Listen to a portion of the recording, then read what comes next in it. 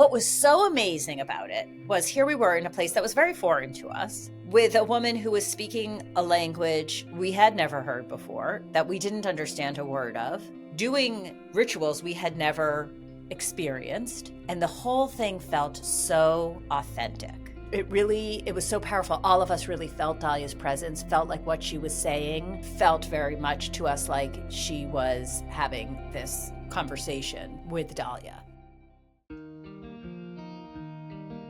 Welcome to A Place of Yes, a podcast about how I moved through my darkest hour. And for me, that was in channeling my grief into good. Welcome to the show. So I am so excited today to welcome back Jessica Fein, who was a guest on season 1. She is the author of Breathtaking, a memoir of family, dreams, and broken genes. And she's the host of her own podcast called I Don't Know How You Do It. Welcome back, Jessica. I'm so happy to have you here. I'm so happy to be invited back. This is like encore. Yay. And what I'm super excited about is that, our first conversations, we explored all the things we have in common, right? Like we have child loss, we have rare disease, we have this belief that we live with this horrible grief, but that we also can laugh and have joy and all of those things. So I feel like when I first connected with you, I was like, finally, someone out there that understands me. I love that. So I encourage anybody who's listening who has not listened to the season 1 episode to go back and do so. And the topic I want to talk with you is about your recent trip to Guatemala. So can you share about your time in Guatemala? Yes, absolutely. And thank you for inviting me to speak about that because it's still so fresh in my mind and was so meaningful that I'm like, yes, I want to talk about it. So just to back up in case anybody didn't hear the other episode, my husband and I adopted our 3 children from Guatemala. So Guatemala holds a very special place in our hearts. We had traveled together to Guatemala 5 times. But each time was for baby business, let's call it that. So we had really only been, with the exception of a couple of hours in Antigua, which, by the way, is not Antigua, the Caribbean island, which a lot of people have asked me. So that's why I say that. We had only been in Guatemala City, and that is not seeing the country. We had not been back since we brought our youngest son home in 2007. So it had been Okay. And we had always told the kids, as soon as you're ready, let us know, we'll go. We wanted them to be the ones to say, we want to do this now. Meanwhile, in 2022, our middle child, Dalia, died. And that was obviously, as you said, the topic of our past conversation from a rare disease called Murph syndrome.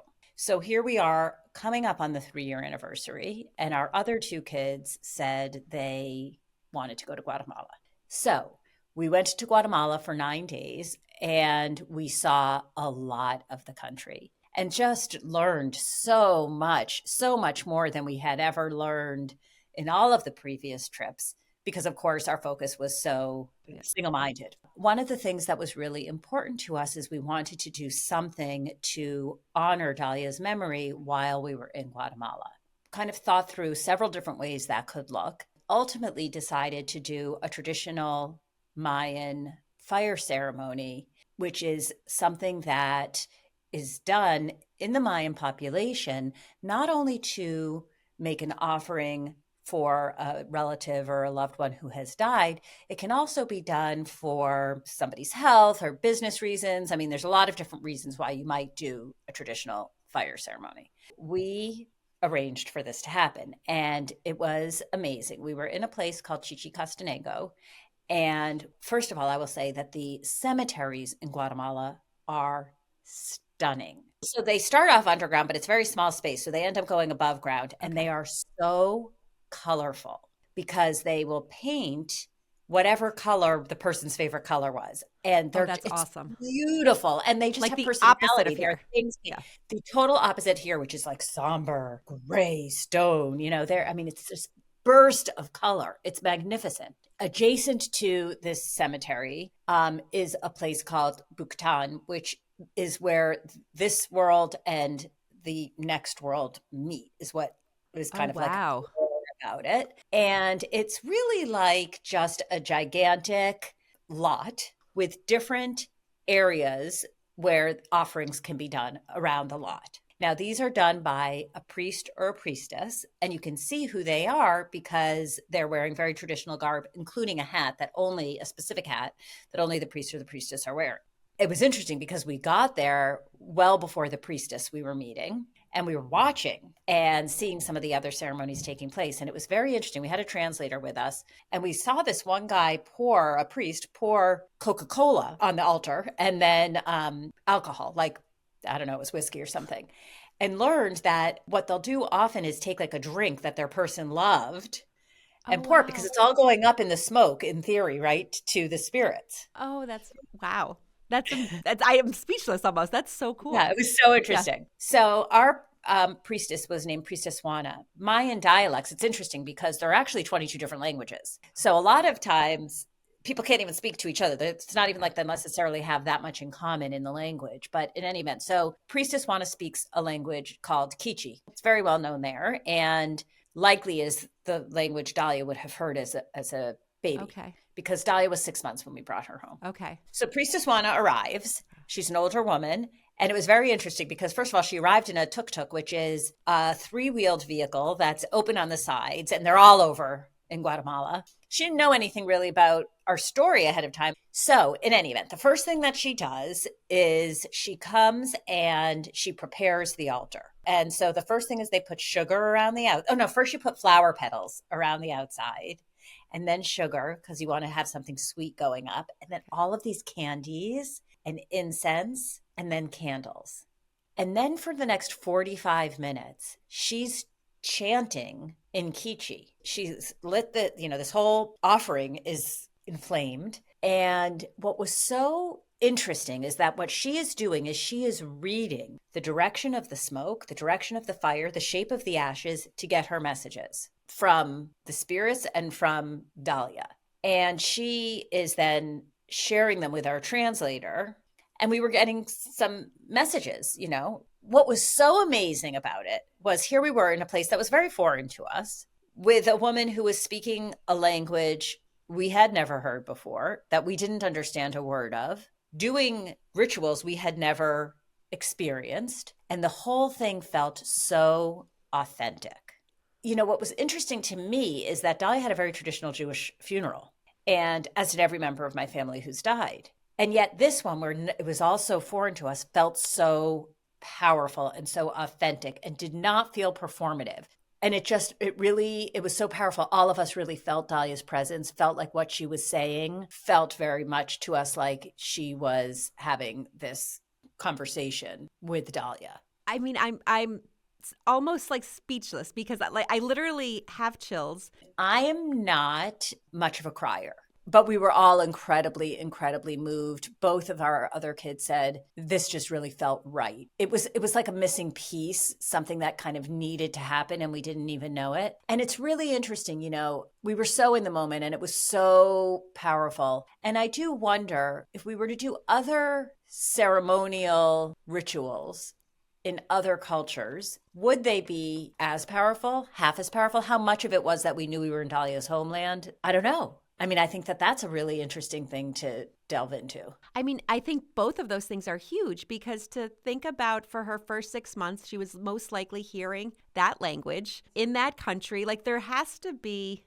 depending how far you lean into these things, right? Like when Jake first died, I was reading all kinds of books about afterlife or multiple lives. And I got really wrapped up into this idea. One of the books I read was kind of like sometimes you're so connected to people and it's because, 400 years ago, you were friends or you were animals that were all, and Right. all of these Your kind souls of were things. connected. Your souls were somehow connected. And prior to Jake dying, I never gave that an ounce of thought. But when I read those things, I really thought there was a lot to it. And there was this whole piece too about like how kids choose their parents. And again, I don't know. I've got to think that you being there in that specific place with that specific language had to make it more powerful for you and for her. Right? I would think so. And I love the idea of kids choosing their parents because one of the things I've always said as an adoptive mom is we all chose each other. Yeah. Which I think is awesome. So when you guys went down, did you know you were going to be doing this or did you get to Guatemala and say, oh, this experience, like this is an experience we can have? I Did you arranged decide it when you ahead got of there? Okay, you did.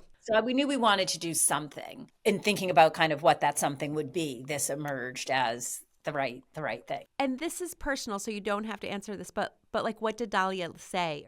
Like, Well, it's quite lengthy because, as I was saying earlier, we didn't have a great method of translation. There was a little bit of a language barrier. So, actually, what I was able to do was to arrange for Juana to give a verbal download to her son, Miguel, who actually speaks English. And so I worked on this for like a while when I got back because I knew we were missing oh, something. okay, And then okay. I got a very lengthy recording from him in English. So that was great. But the highlights were she was really happy that we were doing this and that, she was not in pain and talking to us about what she wanted us to be focused on now and how she wanted us to feel now. And so for her, she wanted us, my favorite thing I'll tell you that she said was that she wanted us to have crazy fun like we used to, and so it was really beautiful. That's amazing. And you just felt Yeah. her, like you knew it was her. Yeah.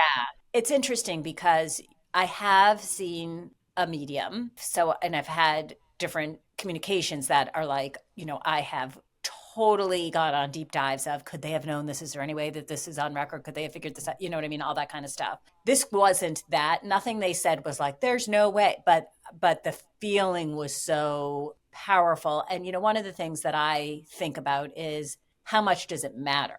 Because something is there, regardless of the Right. And what's actual, the like, yeah. objective? The objective is for you to feel the presence of your person. This is something that, so my Jake's been gone 14 years. In the very beginning, there were friends who were like, oh, I have a medium for you to see. Or like, I have a lot of friends who have gone and had these experiences without even like a huge person that has died. Like I'm not, well, I was going to say I'm not scared of it. I absolutely am terrified of it, which is why I haven't done it. I think I would have gone for anybody else. Like, it's not the idea of it that scares me. It's the piece that it's my son that scares me. That's And so I don't interesting. know. Well, I will tell you, I don't know how I would have responded had I not already gone when my father died. So I had seen a medium, and that meeting, which was an hour, was one of the most powerful hours I've ever had in my life, and absolutely 100% had the most profound impact on me, what happened during that conversation, which Okay. he did not even know I was present because it was my sister who did this phone thing with him and then made me dial in from this other phone. And so I was there and he didn't even know I was there. I mean, maybe he did because Oh, he's a well. medium, so who knows? They But know everything now. Yeah, yeah. right. But it was incredible. And what he said, that there is absolutely no way he could have known, and the way he captured my father's personality, it was mind blowing. I mean, even my husband, who is the biggest skeptic, I had recorded the whole thing, couldn't believe it when he heard it. So that probably made it easier. Like, you know what I mean? Like, Yeah. I'm scared to do it the first time with Jake. And I'm like, this sounds so foolish even when I said it out loud, but I'm like, what if he is mad at me? What if he says something mean? What if it like makes me cry in a bad way? Like, and I don't live my life like that. You know what I mean? Like, but something about this seems so, like, I feel so fragile about it. They're not going to say something that's going to, I mean, I don't think that's their It's, objective. I want to do it. Like, I feel like after all this time, I'm ready to do it. Like, I I feel mean, like, that we are totally going to have to do it together. well, now you're in. Like, now you're in. I Now mean, there's we no have way out. to, right? I did see, God, was it after? I can't remember if it was. No, I went back to that medium once with a friend. The one that did your dad? Yes, it was Okay. that Yep. same medium. But it was like a group situation. Okay. So it was a room in a hotel and there were a lot of people. And my friend has a son who was a classmate of Dahlia's. And at this point, Dalia was going to a school that was for very intense medical complexities. And this is a nonverbal child in a wheelchair, as was Dalia at the time. And this medium got so confused because it was a room of like 15 people. And and I think maybe there was even like somebody sitting in between us or something, because he starts talking to one of us and then he's feeling who, and describing them, even though they were still, and her son still is alive. But, you're the mother. And then it's like, but wait, like it was just totally confused because he was like feeling it off of Mixed, both like of getting us. zip. Yep. And he's like, am I getting signals crossed? I could just imagine if you and I were, together, somebody would be like, wait. And maybe Dahlia and Jake would be up there like screwing with us. That's what I was going to say. Yeah, yeah. Yeah. So I definitely feel like I've been thinking about this, right? So I've been thinking about it a long time. I saw your experience, what you had shared, and I was like, okay, this is sort of a sign.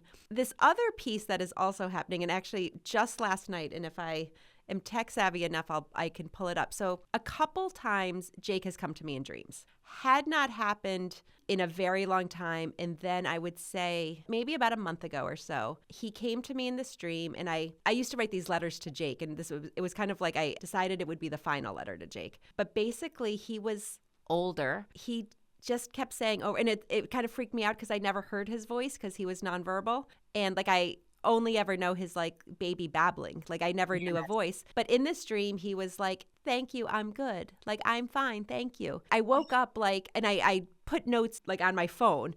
And then it was like, tell dad, thank you, I'm fine. It was Jake. Like it just was unreal. So I've been thinking about it even more because I was like, okay, like he's probably like, Mom, get your shit together and come See me. come Yes. see me because like here I am, like I'm having to like bust through and do all the work. Last night I had another dream. He was in my dream last night. So this is what I wrote. Like this doesn't make a ton of sense, but I remember it was like unleashed dreams. And I remember thinking that the dreams, like him coming to me in dreams, is like unleashing all these fears I sort of have and like making peace with it. Because I think for a long time too, I worried, and I'm curious if you had any of this feeling, like that feeling of like guilt and did I do enough and should I do more? And I don't live in that space, but I fall back on that space. So I wrote down Jake because he was a dream. He was a baby in the dream. And then Doris, that was my grandmother. And my grandmother passed away. Like Jake had just gotten sick. And she kind of was like, well, no, it's my time to go. And then my Uncle Bruce was like holding him and like resting with him. I don't know why. Like that significance is weird. And he was Is Uncle Bruce alive or not? He is alive. He doesn't have kids. And I think he was always really impacted by the like me losing my child. Then my friends who are actually coming in tonight to visit. And then I wrote down Italy. So I have no idea what that is. Oh my God. Well, you better go to Italy and check it out. So I was like, is Jake in Italy? I just feel like he is like knocking on my door being like, come on, you're finally getting it. Like you're starting to figure things out. And I love that. Yes, he is. I think he is. And I think that you have to go check it out and see. I think that you will leave actually feeling relief. And look, again, I'm not like some great believer. I don't know. I'm just trying to figure this stuff out myself. Same way, right? But I will tell you that I have had an experience after my sister died where there was a lot that I felt really guilty about and left that meeting feeling like a weight had been lifted. I was afraid of like those feelings of guilt and for a long time, like buried them or just got distracted or didn't. And then all of a sudden with all this talk I've done in the last year with the podcast and just sort of the shift, not that I ever hit it, it wasn't at the surface. And now it's just bubbling over, frankly. Like, I mean, like. That's really interesting because I feel like I have talked a lot more and stepped into a lot more the whole grief space than I had even with all the losses I've had. And even like the first year after losing Dalia, it has opened my mind and opened my eyes to just so much. I agree. It makes me wonder sometimes, like, what took me so long? I don't know. What's the point of that, right? Yeah. Like you're where you are now for a reason. Do you feel, since you've had that experience with your boys and your husband, like, do you feel like you're more connected? I mean, that's a beautiful thing to share. You're right. A little bit of both. Yeah. I mean, we definitely came back. Like I got kind of sick at the end of the trip and then Rob had the stomach flu and we've got this and that, reality, but I feel like what we shared together there and look, what we shared together in our lives, like that is such a bond. I feel like we're connected in a way that nobody would understand because what we went through was so intense for so long. Yeah. It's just a different perspective than most of your son's friends probably have and that, their families have. Like I feel, I see that with Ethan. I'm curious, do you know how early on in meeting new people does he share his personal story? So this is actually really interesting. So Jake died December 8th. So he just had his sophomore year, but his freshman year, we had always done something around the weekend of December 8th. So like from that first year after Jake died, we would either go to like New York City or we would go to this place called Lake Placid. Sometimes we'd go to Montreal, like places that we used to travel to with Jake. And that winter of his freshman year was going to be the first time that, we were not going to be together. And I was really not sure. Like, I was like, should we go see him? Should we leave him be? Like, I didn't know. And then Brian and I ended up going to Las Vegas. And I was like, so I booked us a trip to Vegas. And I remember saying, Ethan, for sure, if you want to be with us, I will put you, there's an airport right at Syracuse, like, come spend a day with us. We're going to go to like a football game. Like, you're absolutely invited, can make like a last minute decision. Like, this is special, but no pressure. Because I wanted him to figure it out on his own. And then he said to me, he's like, I'm not going to join you guys in Vegas. He's like, but I would love to go to New York City. Can I go with Leah, who is his girlfriend? And he's like, I just don't want to be in the dorms with everybody wondering what's wrong with me. And the ones who know, like, he didn't want the ones who knew about Jake, like, checking on him. And he didn't want to have to explain how he was feeling. So that doesn't really answer your question, but it means like he was kind of, I don't think he's struggling with how to tell people and when. One of the things that he's very connected with his girlfriend with, she has a sister with Down syndrome. He was like, Mom, guess what? Like, he was kind of excited about it, but I think that was this bond. So he told her right away, like when they were sort of just talking on the phone. And I think that just feels very safe to him. Yes, I totally get that and have something kind of similar on our end with that too. Yeah.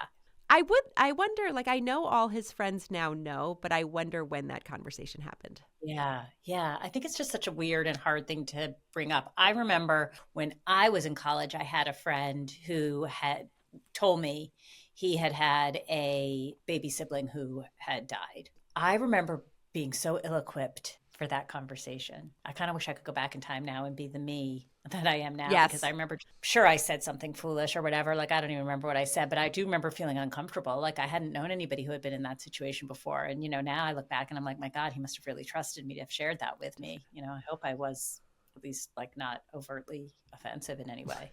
It's interesting you say that because my freshman year, my roommate, her mother had committed suicide 18 months before our freshman year. And I remember, like, I had at that point in my life, like, I was 17 years old. I had not really had anything like that, even remotely close to it. I don't really remember how I responded, but I remember that we ended up, her mom's name was Pam. She would be like, oh, Pam would be so pissed if she knew what I was doing or something. Like, we would just always talk about her as though she was there. And it's funny because I look back and I was like, I love when people talk about Jake. I'm sure I screwed up a lot of things in that thing, but at least we said her name. Do you know what I mean? Like, at least you said her name. At least I said that. her name. Yeah.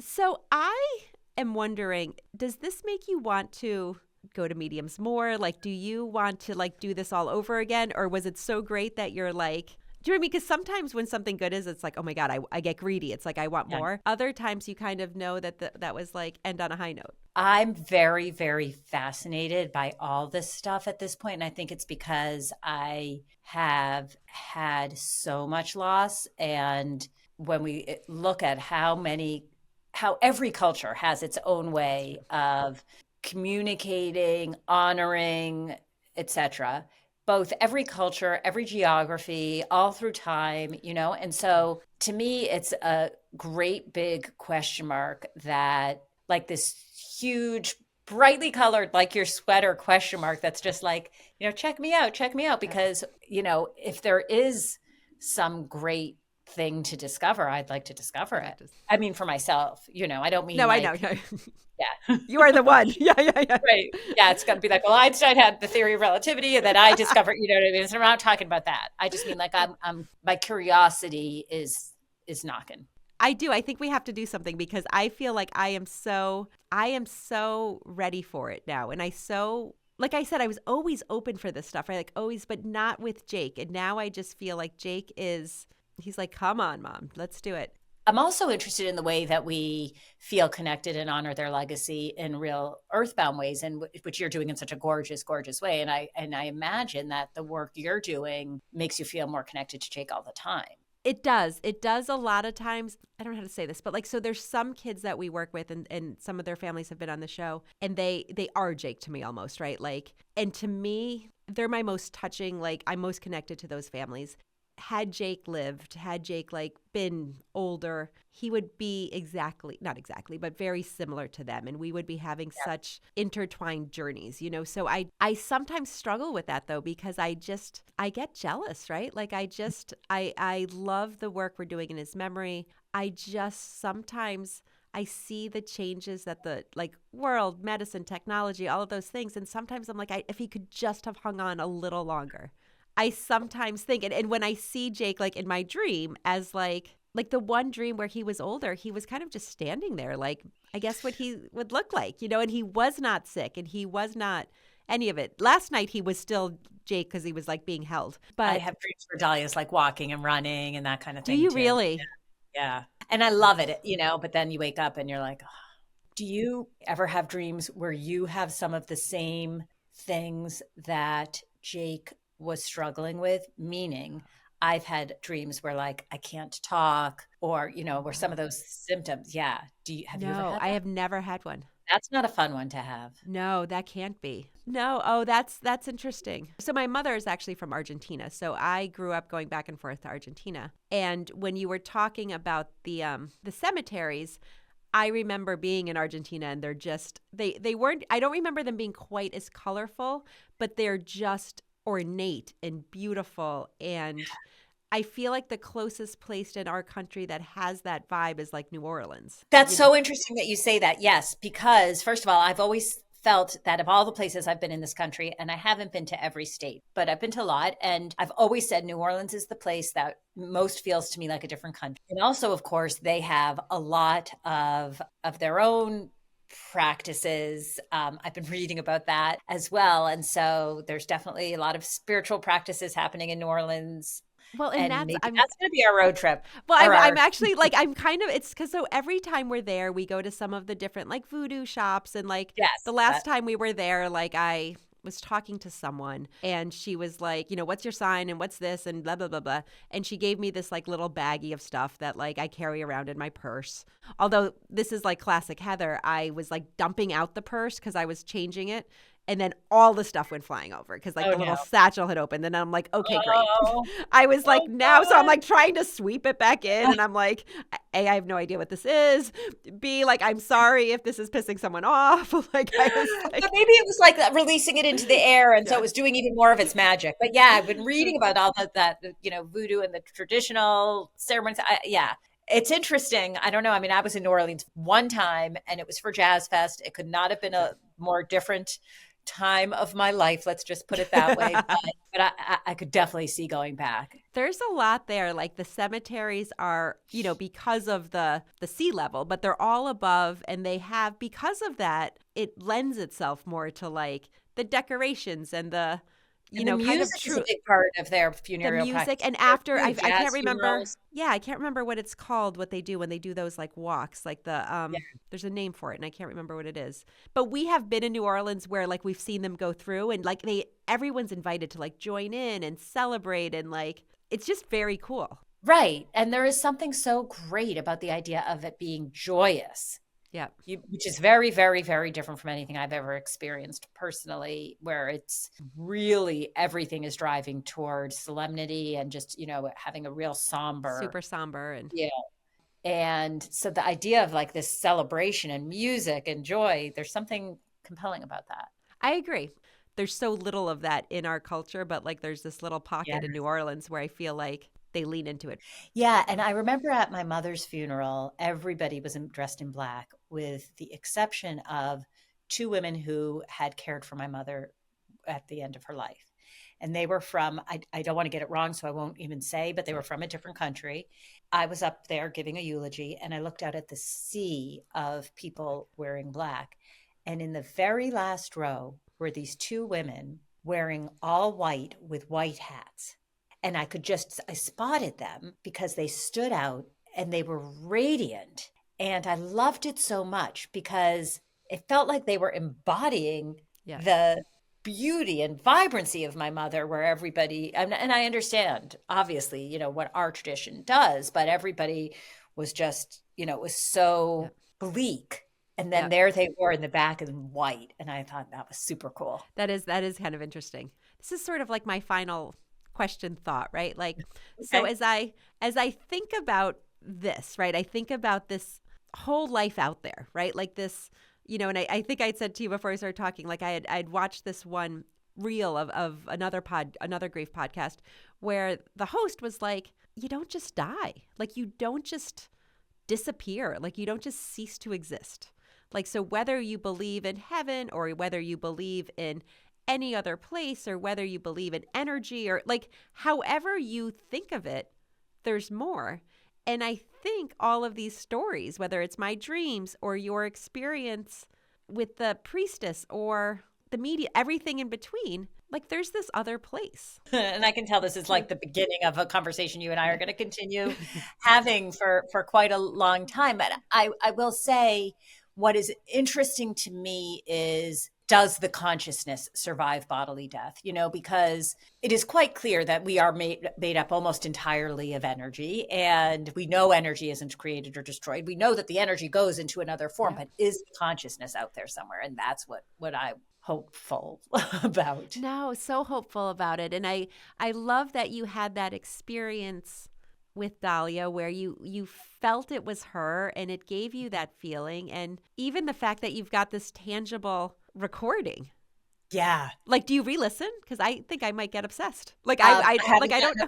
I've listened a couple of times, but I totally see how people get addicted to this stuff. And now I just have this like vision, right, of like Dalia and Jake together. And like I do find such peace in thinking of like these other people that like we have met in this journey and knowing that they're all up there. I say up there, I don't know, that they're all together, right? I interviewed a person named Larry Carlat on my show and listened to that episode because his child took his life at 27. And Larry tells a story about connecting with his son, Rob, and Rob being with some children of other grieving parents. It's a whole really? thing. Yes. So it check it is out. a thing. Okay. I that makes me feel even better about it. Cause like in my head, I'm always like, oh, well, now you're together. Like, yeah, I totally agree. And then it's like, but they didn't know each other, but maybe they do now. So I am so grateful that you have shared this with me. Like I wanted to have a very specific conversation, right? Because I think so many times on the show, they're all unique conversations, but they're in the rare disease journey or they're in the loss. This, I was like, I wanted to get really like nitty gritty with this because I think there's people who are wholeheartedly into it. I think there's people who are dabbling in it. Well, and then there's people who are like kind of scared of it. And then there's people who just don't believe at all. But right. I think everybody has like, it's in people's thoughts. I totally agree. If we can get over the hurdle of just being totally closed off and at least open ourselves a little bit to the possibility, that's where the interesting things begin to happen. Yeah, to be continued for sure. To be continued. Thank you for letting me talk about all this stuff. No, thank you for agreeing to come on. When I emailed you, I was like, she's either going to think I'm nuts or she's going to be like, here for it. So, yeah. I am so grateful for you sharing that experience with us. I'm excited for some adventures with you. I think we've got a whole lot to explore. Absolutely. Well, thank you so much for being on the show again. I appreciate it. Thank you. Thank you for listening to A Place of Yes. Please follow us wherever you listen to your podcasts. If you really like this episode, please share it with a friend. It would make a world of difference if we could just reach more people and share the work that we do and the stories we want to tell. Thank you so much for watching.